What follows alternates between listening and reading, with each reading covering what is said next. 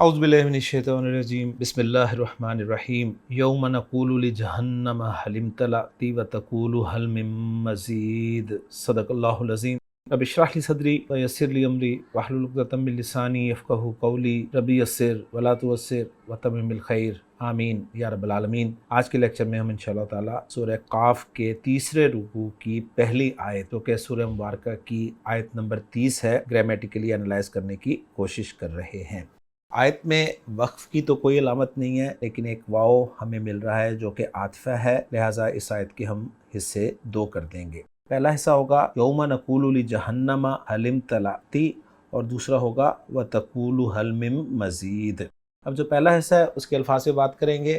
پہلے حصے میں پہلا لفظ یوما اسم ہے، ظرف ہے اور منصوب استعمال ہوا ہے، اور نقولو فعل ہے، فعل مضارع جمع متکلم کا صیغہ ہے۔ قاف واو اور لام حروف مادہ آپ کو نظر آ رہے ہیں، باب نون سے استعمال ہوتا ہے قالا یقولو کہنا کے معنی میں۔ تو نقولو جمع متکلم کا صیغہ ہے، ترجمہ ہم کہتے ہیں یا ہم کہیں گے، اور پھر یہاں پر ہم کہیں گے ترجمہ کیا جائے گا۔ لام جو ہے یہ قالا یقولو کی پریپوزیشن کے طور پہ استعمال ہوا ہے، حرف جر ہے۔ جہنم معروف اسم ہے، معرفہ ہے، اور یہاں پر لام کی وجہ سے مجرور استعمال ہوا ہے۔ حل حرف استفہام ہے اور حل کے لام ساکن کو آگے ملانے کے لیے زیر دی گئی ہے۔ آخری لفظ پہلے حصے کا ہے امتلأتی۔ امتلأتی میں حمزہ جو ہے وہ حمزہ وصلی ہے، لہٰذا پیچھے سے ملاتے ہوئے اس کی حرکت نہیں پڑھی جائے گی۔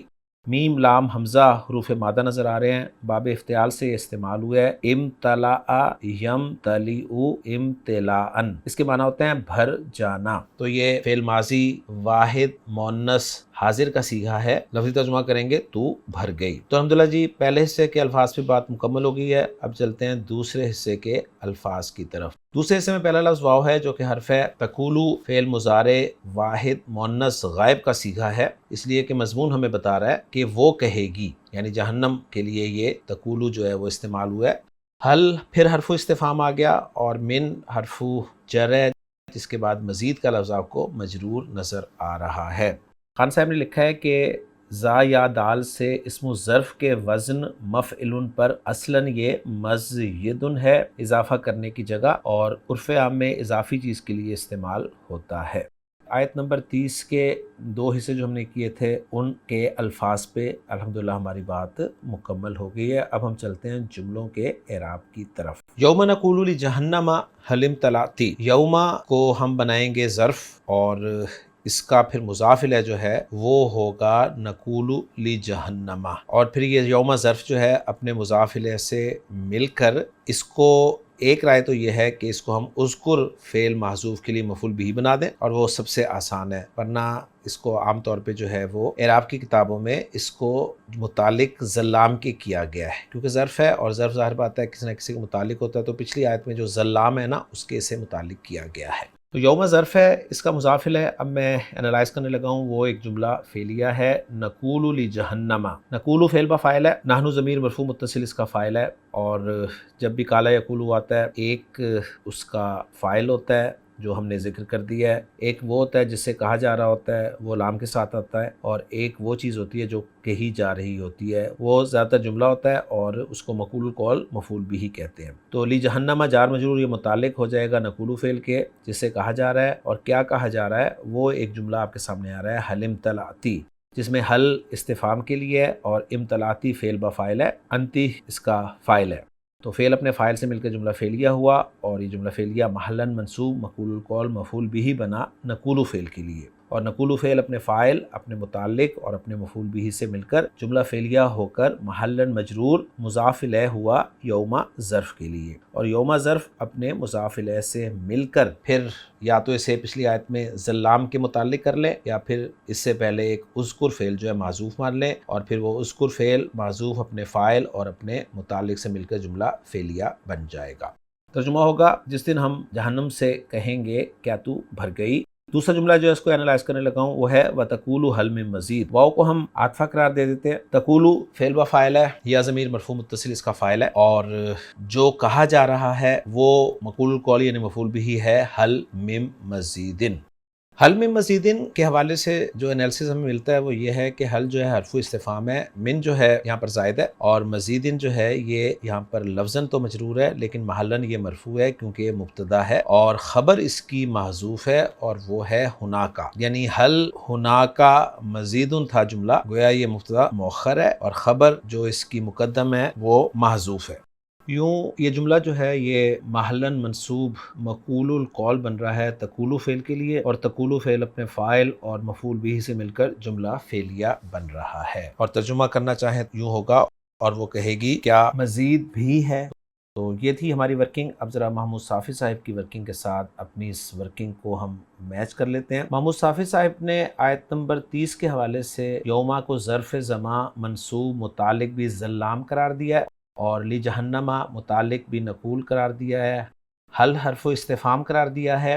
مزید کے بارے میں لکھ رہے ہیں، مزید لفظ جو ہے یہ مجرور ہے لفظاً من کی وجہ سے، اور مرفوع ہے محلاً کیونکہ یہ مبتدا ہے، اور اس کی خبر جو ہے وہ محذوف ہے، یعنی حل ہناکا مزیدن۔ تو یہ انہوں نے ورکنگ اس کی بتائی ہے۔ باقی جملوں کا اعراب وہ یوں کہہ رہے ہیں کہ جملہ نقولو فی محل جر مضاف الیہ ہے، حلم طلاتی فی محل نصب مقول القول ہے، تقولو فی محل جر معطوف علی جملہ نقول ہے، اور حل من مزید فی محل نصب مقول القول ہے۔ تو الحمدللہ جی 100% ورکنگ ہماری میچ ہو گئی ہے محمود صافی صاحب کی ورکنگ کے ساتھ۔ اب ذرا دیکھتے ہیں تفسیر جلالین میں اس کے حوالے سے کوئی بات کی گئی ہے تو وہ میں آپ کے ساتھ شیئر کرتا ہوں، جیسے کہ اسکرین پہ آپ دیکھ رہے ہیں کہ بتا رہے ہیں کہ یوما ناصبہ ظلامن، یعنی یوما کے منصوب ہونے کی دو وجہ ہو سکتی۔ اول یہ کہ اذکر فعل محذوف ناصب ہو، یعنی اس کو نصب دینے والا فعل جو ہے وہ اذکر ہو جو کہ محذوف ہے، اور دوسرے یہ کہ آیت جو پچھلی ہے سابقہ آیت اس میں ظلام ناصب ہو، یعنی وہ اس کو منسوب کرنے کی وجہ بن رہا ہو۔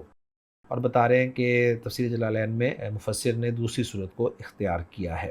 مزید بتا رہے ہیں کہ حلم طلاتی میں استفہام تحقیقی یعنی تقریری ہے کہ اللہ نے جہنم سے جو بھرنے کا وعدہ فرمایا اس کے محقق اور پورا ہونے کو ثابت کرنے کے لیے، یعنی میں نے تجھ سے جو بھرنے کا وعدہ کیا تھا وہ پورا ہو گیا۔ جہنم استفہام سوالی کے طور پہ جواب دے گی کیا کچھ اور ہے، یعنی اب مزید کی میرے اندر گنجائش نہیں ہے۔ جواب اگرچہ بصورت استفہام ہے مگر سوال معنی میں خبر کے ہے، جس کی طرف مفسر نے قدم طلعتو سے اشارہ کی ہے۔ یہاں پر پھر سوال کر رہے ہیں کہ جہنم کے سوال کی صورت میں جواب دینے میں کیا فائدہ ہے، تو جواب دے رہے ہیں تاکہ سوال و جواب میں مطابقت ہو جائے۔